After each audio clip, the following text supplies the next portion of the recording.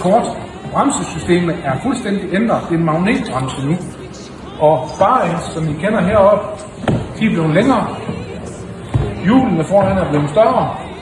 Gearingen, kranken, er meget større, end den plejer at være. Så det betyder, at den følelse, man har dernede, det er, at svinghjulet det kører faktisk dobbelt så hurtigt i forhold til den, I er vant til.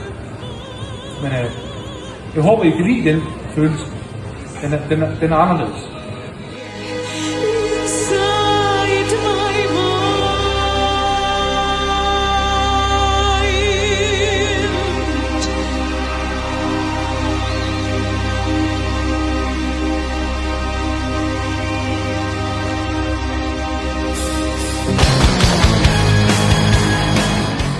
Klikgear. På de 10 cykler, så er der sådan den belastningsknop, som I kender her, den er indstillet sådan, at den giver sådan 4 klik på en omgang.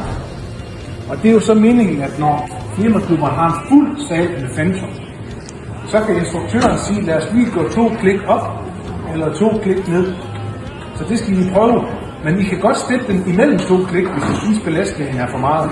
Så kan den sagtens stå imellem. Det er kun sådan en lille indikator, i stedet for instruktøren siger en kvart eller en halv eller en hel omgang. Så kan man mærke det i fingrene.